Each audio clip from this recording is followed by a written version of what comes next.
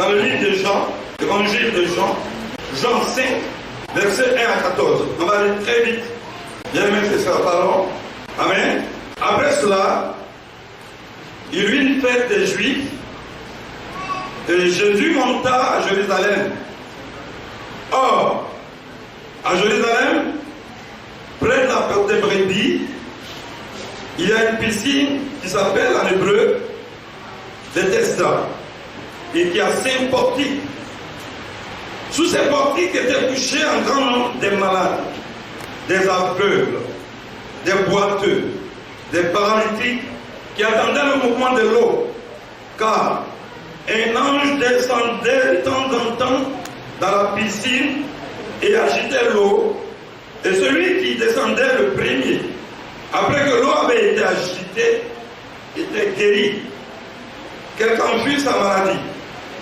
Là se trouvait un homme malade depuis 38 ans. Jésus, l'ayant vu couché, et sachant qu'il était malade depuis longtemps, lui dit: veux-tu être guéri? Le malade lui répondit: Seigneur, je n'ai personne pour me jeter dans la piscine quand l'eau est agitée. Et pendant que j'y vais, un autre descend avant moi. Lève-toi, lui dit Jésus, prends ton lit et marche. Aussitôt cet homme fut guéri, il prit son lit et marcha. C'était un jour de sabbat. Les Juifs dirent donc à celui qui avait été guéri: c'est le sabbat, il n'était pas permis d'emporter ton lit. Il leur répondit: celui qui m'a guéri m'a dit: prends ton lit et marche. Il lui répondit: qui est celui qui t'a dit: prends ton lit et marche? Mais celui qui avait été guéri ne savait pas qui c'était, car Jésus avait disparu de la foule qui était en ce lieu. Depuis, Jésus le trouva dans le temple et lui dit: voici, tu as été guéri, ne pêche plus, de peur qu'il ne t'arrive quelque chose de pire. Amen. Bien aimé, ça c'est le premier test. Nous allons prendre le deuxième test. Toujours dans l'évangile de Jean. Jean 8. Jean 8. 1 à 11. J'ai lu la parole du Seigneur. Jésus se rendit à la montagne des Oliviers, mais dès le matin, il alla de nouveau dans le temple, et tout le peuple vint à lui. S'étant assis, il les enseignait. Alors, les scribes et les pharisiens amenèrent une femme surprise en adultère, et la plaçant au milieu du peuple, ils dirent à Jésus: Maître, cette femme a été prise en flagrant délit d'adultère. Moïse, dans la loi, nous a ordonné de lapider de telles femmes. Toi donc, que dis-tu? Il disait cela pour l'éprouver, afin de pouvoir l'accuser. Mais Jésus, s'étant baissé, écrivait avec le doigt sur la terre. Comme il continuait à l'interroger, il se releva et leur dit: que celui de vous qui est sans péché jette le premier la pierre contre elle. Et s'étant de nouveau baissé, il écrivait sur la terre. Quand ils entendirent cela, accusés par leur conscience, ils se retirèrent un à un, les plus âgés jusqu'au dernier. Et Jésus resta seul avec la femme qui était là pour lui. Alors, s'étant relevé, et ne voyant plus que la femme, Jésus lui dit: va, où sont ceux qui t'accusaient? Personne ne t'a-t-il condamné? Elle répondit: non, Seigneur. Et Jésus lui dit: je ne te condamne pas non plus, va et ne pêche plus. Amen. Va et ne pêche plus. Bien aimé, ce matin, le titre de mon message c'est: va et ne pêche plus. Amen. Amen. Bien aimé, on a lu deux textes différents. L'un qui parlait du paralytique et l'autre qui parle de l'adultère. Mais bien aimé, la somme de ces deux choses, c'est que c'est le péché. Oui. Vous voyez, l'homme qui est là, la Bible dit qu'il est malade depuis 38 ans. Et il est allé à la piscine de Bethsaïda. Là-bas, de temps en temps, un ange venait réunir la piscine. Et celui qui était le premier à descendre dans la piscine, quelle que soit sa maladie, était guéri. Bien aimé, un paralytique, comment allait-il procéder pour arriver à la piscine? Parce que tous ceux qui étaient là-bas n'étaient pas forcément des paralytiques. Ils étaient malades, certes, mais ils n'étaient pas des paralytiques. Il y avait des borgnes, il y avait différents types de maladies. Mais imaginez un paralytique. Ces deux pieds ne fonctionnent pas. Il va faire comment? Donc il est resté à la piscine pendant 38 ans. Bien aimé, imagine. Pendant 38 ans, il était couché. Et toutefois qu'un ange descendait dans la piscine et remuait l'eau, le temps là, il s'est débrouillé pour nager. Parce qu'il lui restait ses mains, il n'avait pas de pieds. Il était estropié de pieds. Quelqu'un descendait toujours avant lui. Et un jour, Jésus passa par là. Et il a eu la révélation que ce monsieur-là devait être aidé. Parce qu'il n'y avait personne pour l'aider. Et qu'il est l'un des plus vieux malades en ce endroit, 38 ans. 38 ans. Alors Jésus a eu compassion de lui et lui a posé la question: veux-tu être guéri?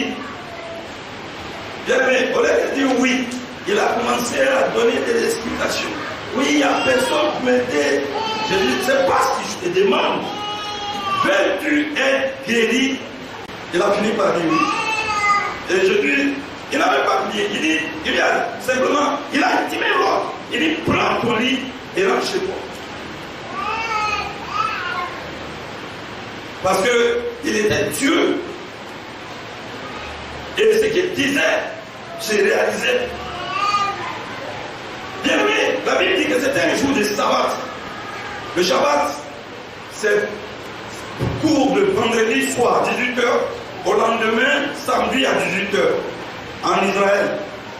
Et pendant le Shabbat, on ne fait rien. Même fermer la porte, on ne fait pas. On faisait la cuisine avant.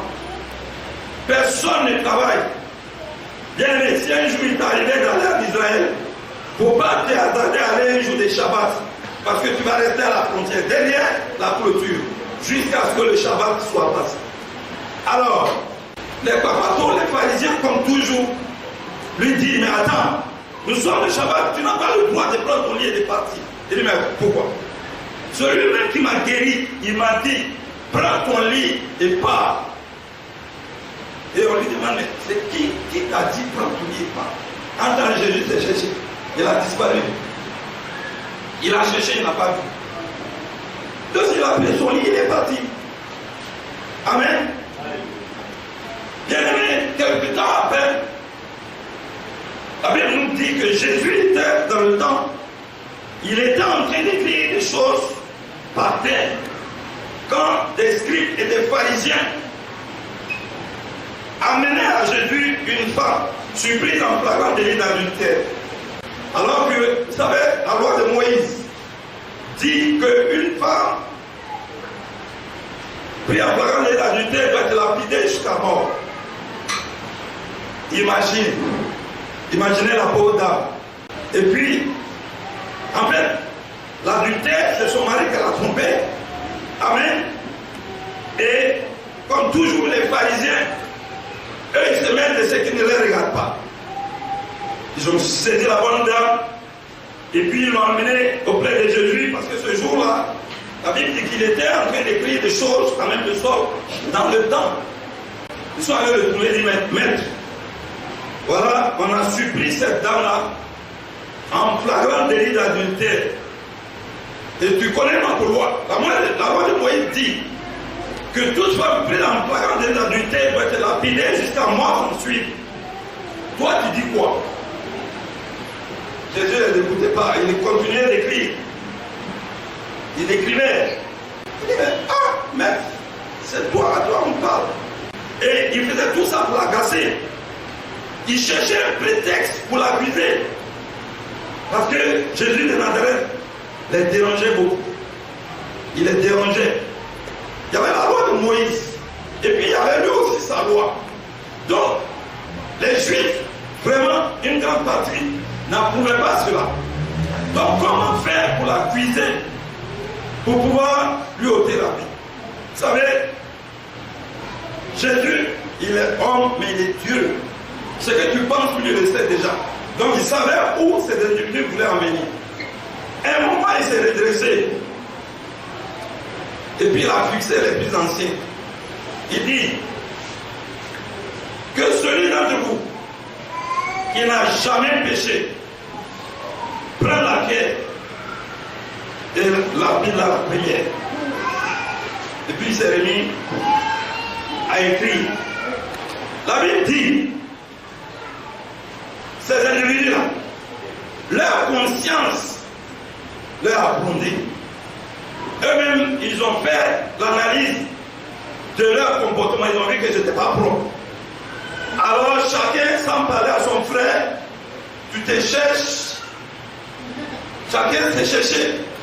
Jésus, il a la tête. Et puis voilà, il laisse sa femme seule au milieu là. Il dit, mes femmes, où sont ceux qui t'accusaient? Elle dit, mais, ah, ils sont partis. Donc il n'y a personne pour te condamner. Donc, moi si je ne te condamne pas, va, mais ne pêche plus. Amen. Bien aimé, ces deux histoires parlent du péché. Je fais des recherches. Le paralytique, il n'est pas né paralytique. Il est devenu paralytique suite à quelque chose. Mais quoi? La bonne dame, elle était en flagrant délit d'adultère. Et là-bas, c'est clair. On doit te lapider jusqu'à mort sans suite. Et ça, c'est un péché. L'adultère est un péché spirituel que tu commets dans ta chair. La Bible nous dit que le corps de l'homme est le temple du Saint-Esprit. Tu dois tenir ton corps assujetti, propre. Amen. Donc, les deux ont péché. Et la Bible dit que dans Romains 6, verset 23a, il dit que le salaire du péché, c'est la mort. Bien aimé, c'est ça. Il y a la mort physique et puis il y a la mort spirituelle. Bien aimé, mais qu'est-ce que c'est que le péché? Péché là, c'est quoi? Hein? Qui peut répondre? C'est quoi le péché? Bon, ben attends. Hein? Le péché, c'est défini comme suit. On dit c'est une parole, un acte ou un désir contraire à la loi éternelle divine. Bien aimé, quand tu fais pas ce que tu es dit, tu tombes dans le péché. Quand tu fais le contraire de ce que la loi divine dit, tu tombes dans le péché. Donc ça peut être un acte, ça peut être une parole, et puis ça peut être un comportement pervers. Amen. Bien aimé, j'ai essayé, je dis bien, j'ai essayé de faire une liste de péchés, mais je n'ai pas pu. Tellement c'est beaucoup. Tellement c'est beaucoup. Bien aimé, j'ai essayé, mais je n'ai pas pu. Amen. Donc, pécher, c'est offenser Dieu. Bien aimé, imagine. Toute fois que tu pêches, tu offenses Dieu, tu offenses Dieu, tu offenses Dieu, tu offenses. Pour finir, soit la mort physique, soit la mort spirituelle te prend. Amen. Bien aimé, la mort physique, c'est ce que tu connais, on dit que tu es mort, et puis on t'enterre ensuite. La mort spirituelle, c'est quand l'Esprit de Jésus te quitte. Tu vis, tu es en bonne santé, mais tu es mort. Il ne fait rien avec toi. Et c'est cet individu-là, quand les bandits sont en train de tirer, quand tu passes balle perdue, tu étais déjà mort même. Oui. Donc là, une balle physique est venue t'achever. Et puis ton affaire est finie. Amen. Bien-aimé, je vais te dire quelque chose. Beaucoup de choses qui nous arrivent parce que nous avons péché. Oui. Ah, moi je suis stérile. C'est les sorciers de mon village. C'est ma grand-mère qui a tipa. Moi je sais une chose. Après les recherches que j'ai faites, beaucoup de nos mots viennent parce que nous avons péché. Oui. Regardez le paralytique. C'est parce qu'il a péché qu'il est devenu paralytique. J'ai fouillé. Et qu'est-ce que le Seigneur lui a dit? Bien aimé, il y a une partie de l'histoire que je ne vous ai pas dite. Jésus était allé quelque part dans un temple et il a reconnu le paralytique là. Et il s'est approché de lui. Il lui a dit, c'est toi qui as été guéri de la paralysie. Mais ne pêche plus. De peur qu'une chose pire ne t'arrive. Oui. Vous savez, la Bible dit que quand tu es guéri d'une maladie, les démons qui étaient en toi sortent. Ils vont se promener. Quand ils sont fatigués et qu'ils n'ont nulle part où aller, ils reviennent pour voir.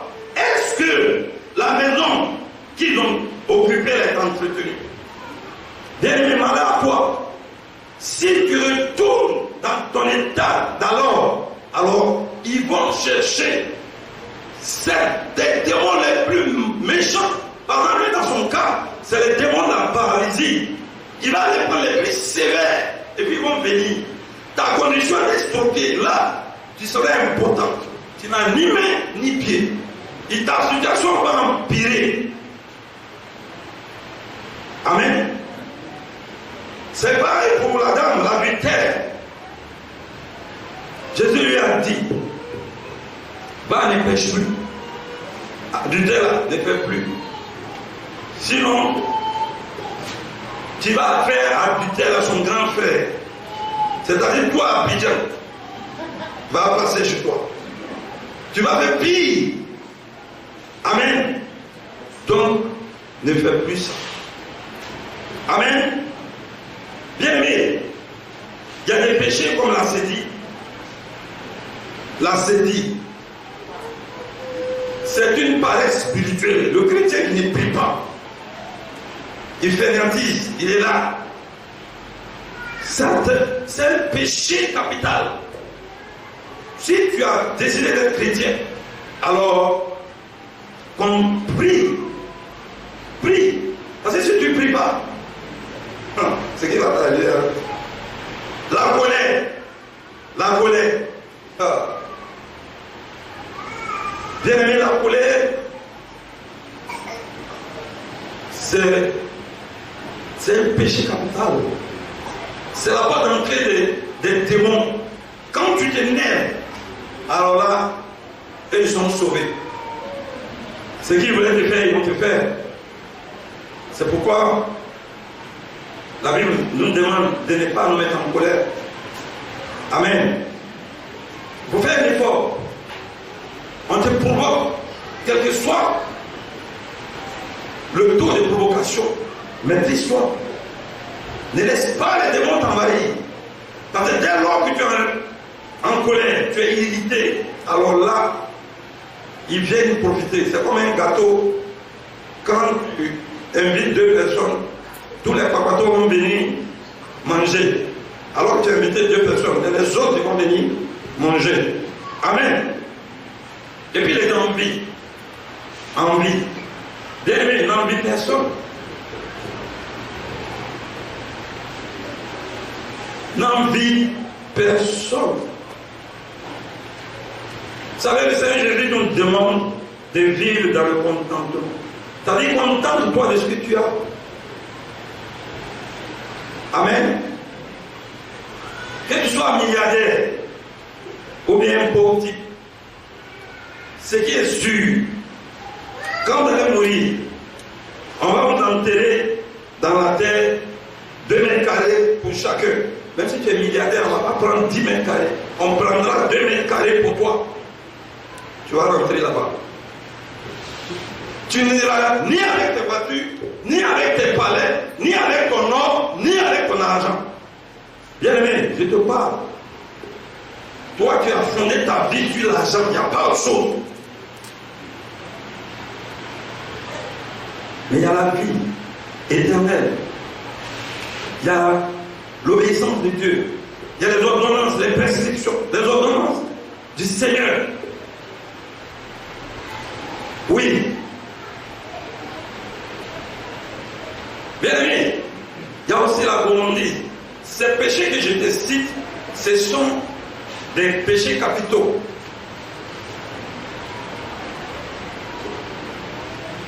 Chez nos frères catholiques, on dit que c'est des péchés annuels. C'est des péchés, pendant les péchés annuels, c'est des péchés qui ne sont pas trop graves. Mais laisse-moi te dire, il n'y a pas petit péché. Péché, c'est péché. Et la vie est formelle, je dis, Romains 6, 23a, il dit le salaire du péché. Il n'a pas dit le salaire du petit péché, des moindres péchés. Il dit que péché, c'est la mort. Donc il n'y a pas petit péché. Bien-aimé, veille sur toi. Veille sur toi. On pêche par acte, en parole et par comportement.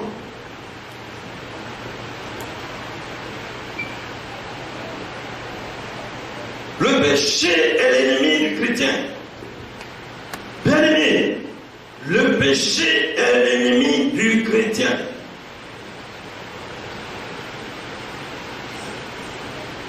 En tout cas, il y a beaucoup de péchés. Je vais citer encore.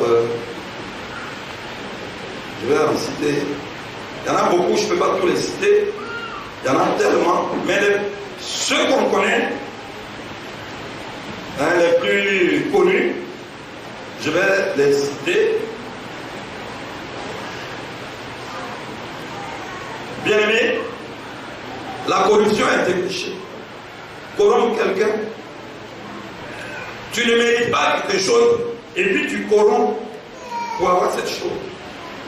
La tricherie, c'est un péché. C'est comme la corruption. Tu triches pour être à un endroit où tu ne devrais pas être. Donc, bien aimé, si tu avais l'habitude de corrompre, il faut arrêter. Si tu avais l'habitude de tricher, il faut arrêter cela.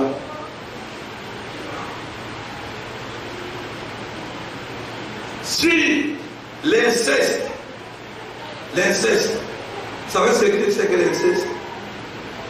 Par exemple, toi, tu couches avec ta propre soeur, même mère. Ou bien le père, il couche avec sa fille, qui lui-même il a accouché. C'est ça qu'on appelle l'inceste. Ça, c'est un péché. Les mauvais désirs. Bien aimé, essaie de contrôler les mauvais désirs. Tu regardes la femme d'autrui et puis tu imagines des choses. Ah, bien aimé, c'est pas bon. Pour Dieu, le fait d'imaginer, tu as rien fait. Ah oui? Oui. C'est un péché. Avoir les mauvais désirs. Bien aimé, si tu faisais ça, il faut laisser. Et puis des penchants barbares. Il y a des gens, il y a une autre expression, on dit ils sont pervers. Amen. La perversité. Je ne vais pas rentrer, c'est grossier, c'est vilain, c'est sale. Amen. On va continuer. Le vol. Ah, ça là. Ah, nous on a fait ça. Mais maintenant, on ne le fait plus. Le pasteur, pendant a dit une chose quand il était petit là. Les gars me donné 10 francs, 15 francs. Mais malgré ça, il allait encore fouiller dans sa tirelire pour prendre 25. Moi-même, j'ai fait ça. Moi, mon père, il était comptable, il était financier. Et il avait beaucoup de jetons, les jetons qu'on enroule là. Il ne compte pas. Quand j'arrive, je prends 2 rouleaux, je mets dans ma poche. Et puis, je suis dément. Il ne peut pas savoir. Bien, mais tout ça, ce n'est pas bon. Bon, le Seigneur savait, j'étais enfant. Aujourd'hui, je ne fais plus ça. Voilà. Je ne fais plus ça. Bien, mais les meurtres. Toi, tu es l'homme que Dieu a créé. C'est pas bon. Bien aimé, c'est pas bon. Parce que ça, le Seigneur va te demander des comptes. Un ancien de nos présidents disait que les hommes vont sur la lune, mais ils ne sont pas capables de créer des oiseaux. Encore moins un homme. Et puis tu vas le tuer. Bien aimé, si tu as l'habitude de tuer les gens, quoi arrêter. Oui. Tuer, ce n'est pas forcément prendre un poignard ou bien un pistolet. Quand tu vas le passer, tu vas le maudire. La suite de tout ça, c'est la mort. C'est toi qui l'as tué. La part mort par accident, mort par noyade, mort c'est mort. Amen. Voilà. Donc si tu faisais ça, il faut laisser. La débauche. Alors là, je m'adresse à nos jeunes, à nos enfants. La situation est devenue catastrophe. Le broutage est venu gâter nos enfants.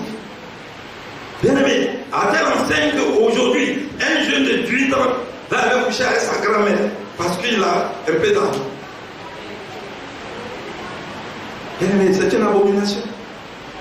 C'est au-dessus du péché, c'est une abomination. Avoir de l'argent ne te donne pas le droit de ne pas respecter les amis, de ne pas respecter tes parents.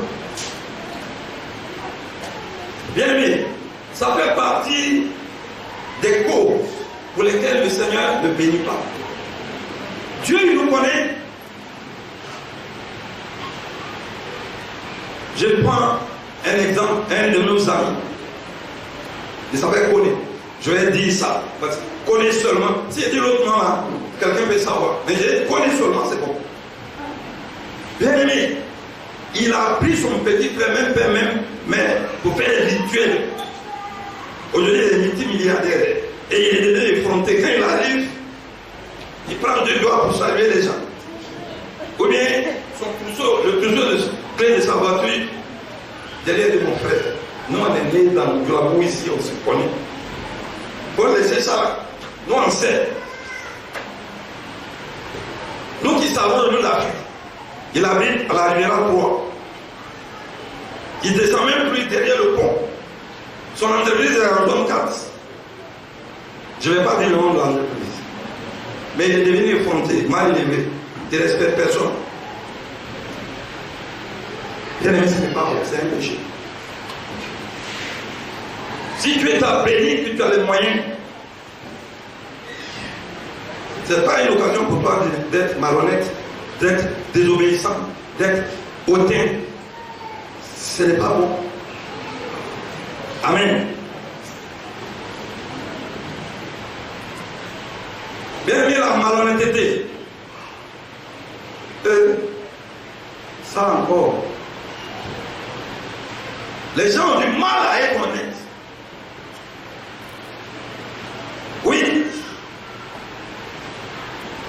ont du mal.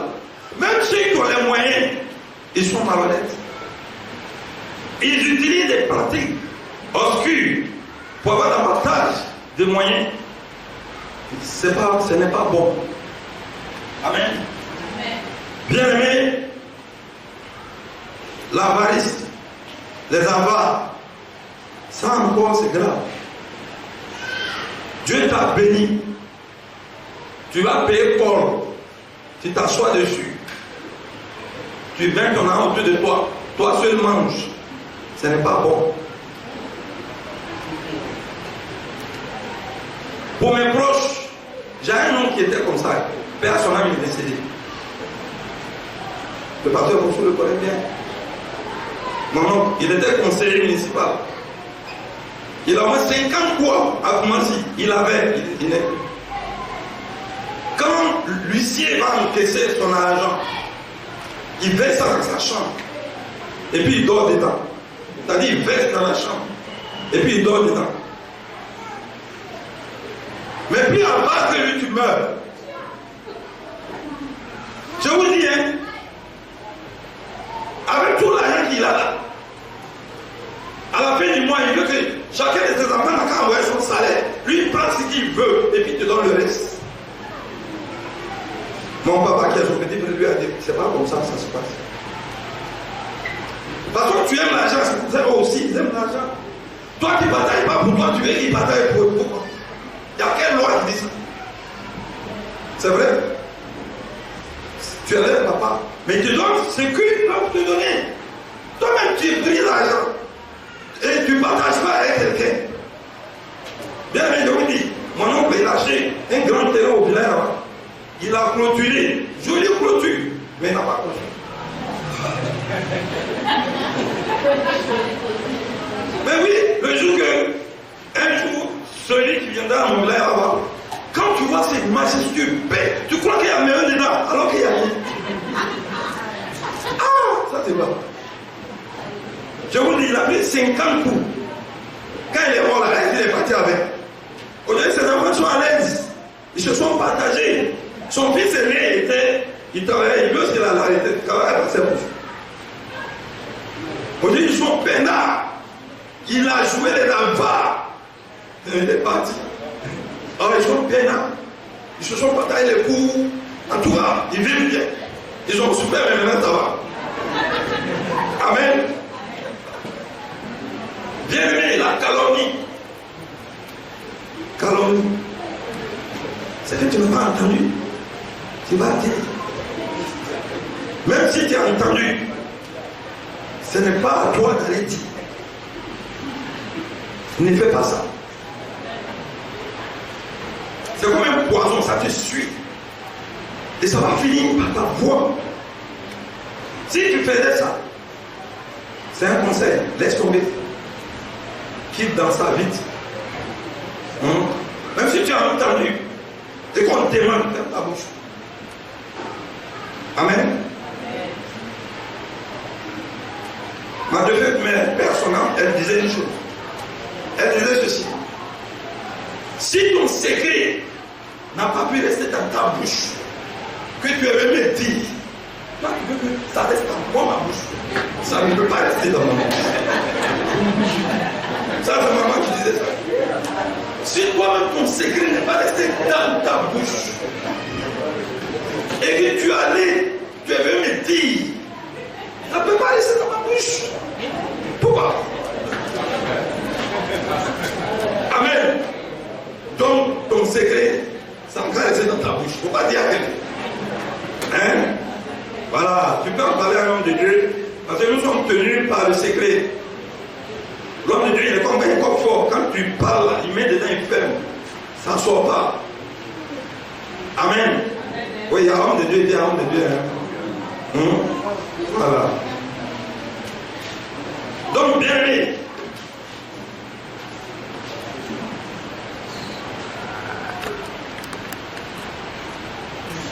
L'égoïsme.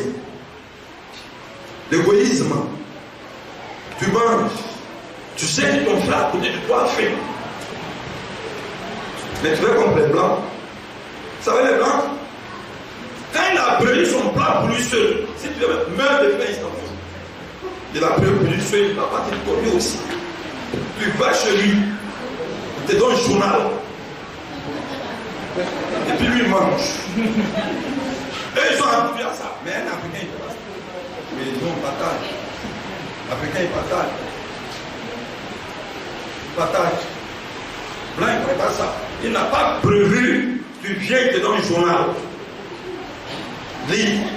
Lui, il mange. Amen. Si tu étais égoïste, égocentrique, c'est-à-dire tout pour toi seul, pour laisser ça. Faut qu'il te dise. Partage. Partage. Bien-aimé, quand celui qui partage, Dieu donne. Dieu cherche ceux qui partagent. Il va te donner davantage. Il sait que toi, tu partages. Mais quand tu fais, tu vas payer. Quand tu t'assois dessus, tu ne partages pas. Là, la Bible dit que les vers vont venir bouffer ton argent. Ils vont bouffer. Voilà, ils vont bouffer l'argent. Parce que tu es mauvais. Il faut partager, Pierre. N'attends pas d'avoir beaucoup.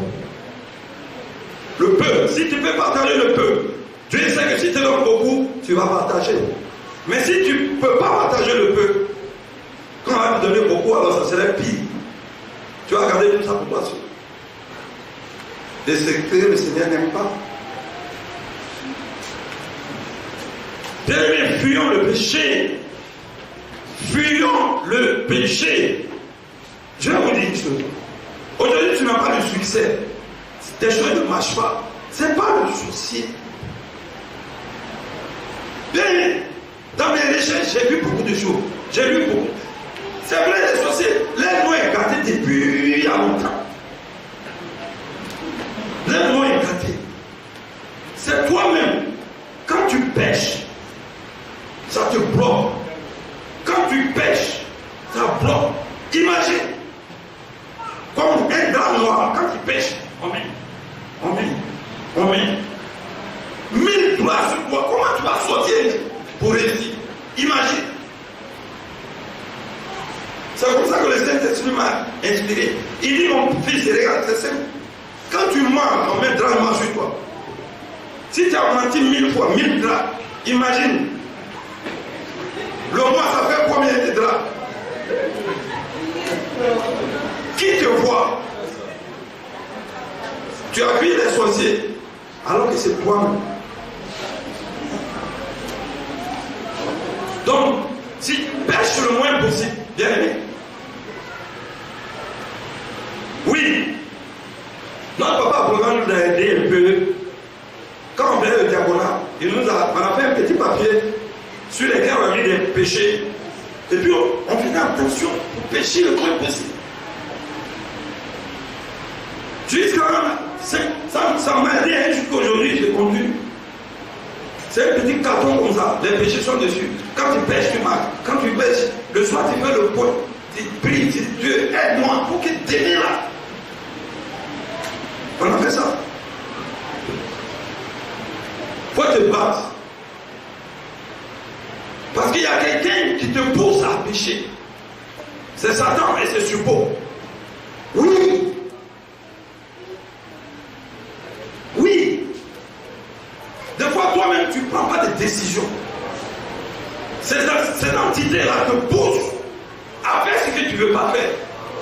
L'apôtre Paul dit, pardon, il dit, le bien que je vais faire, je n'arrive pas. Mais le mal que je ne veux pas, c'est ça que je fais. Ouais. Fais un effort. Si tu arrives à canaliser tes pensées, à maîtriser ton subconscient, je pense que tu vas y arriver. Amen. Bien aimé, je l'ai dit, Romains 6, verset 23 a dit que le salaire du péché, c'est la mort. Amen. Et la mort, il y en a deux types. Il y a la mort physique. Et puis il y a la mort spirituelle. Bien aimé, la femme adultère, elle a péché dans sa chair. C'est un péché spirituel. Parce que quand il passe, tu ne peux pas voir. C'est en net. Les choses péchés spirituels, on ne voit pas. C'est comme une femme. Elle va avec un homme. Il n'y a pas compteur. On ne voit pas. Quand elle a brossé, on voit.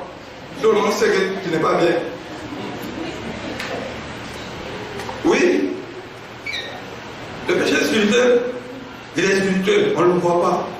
Il est en toi. Mais il te tue à petit feu. Il te tue. Il éloigne de toi le Seigneur. Le Seigneur s'éloigne de toi. Jusqu'à ce que tu vas voir. Tu as William Smith. 2 mètres carrés. C'est fini.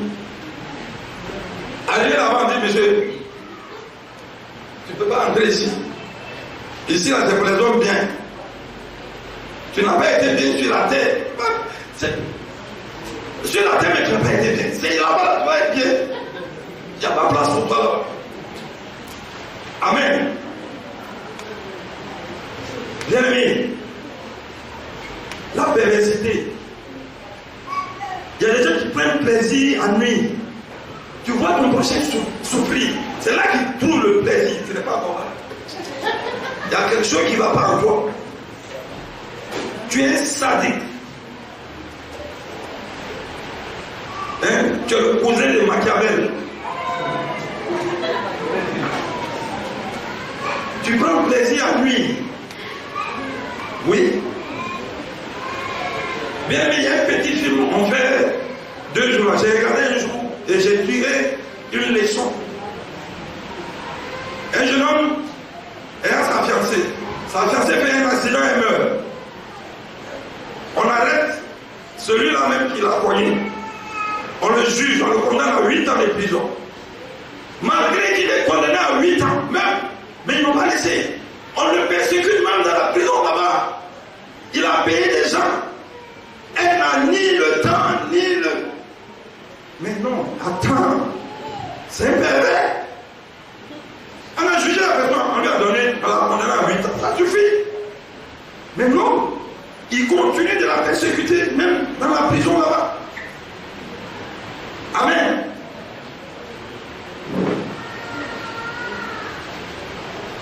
Bien-aimé, tu es réussi. Faut quitter dans le péché. Je t'ai illustré avec le drap noir. Fais effort. Je ne dis pas que c'est facile. Et j'ai dit tout à l'heure que le Satan vient te tenter. Il vient te faire des propositions indécentes. Tu regardes à gauche, tu regardes à droite, tu regardes devant, mais tu regardes pas en haut. Le Seigneur, il est en haut, il te voit. Tu dis personne ne me voit. Bien-aimé, la Bible dit que le salaire du péché, c'est la mort. Si tu mens, tu mourras. Si tu voles, tu mourras. Si tu regardes porno, tu vas mourir. Si tu dénudes les femmes, tu vas mourir. Tu calomnies, tu vas mourir. Si tu es avare, tu vas mourir. Tu es égoïste, égocentrique, tu vas mourir. Tout ça, c'est des péchés. Des péchés. Mais je vous ai dit, il y a 3 choses, 3 façons de contracter. Il y a pas la parole. Il y a les actes. Et puis il y a ton comportement. D'autres n'arrivent pas à maîtriser leur bouche. Par exemple, les hommes de Dieu, nous utilisons nos bouches pour prier pour les gens, pour faire des délivrances. Alors imagine si tu mens. Ta bouche est souillée. Il n'y a plus de puissance dedans. Dieu m'école, il n'utilise plus. Tu es un pasteur bonbon. Tu fais des prophéties pour tromper les gens. Tu dis Dieu m'a dit, alors que toi-même tu n'as même pas un vent, il ne s'approche pas de toi.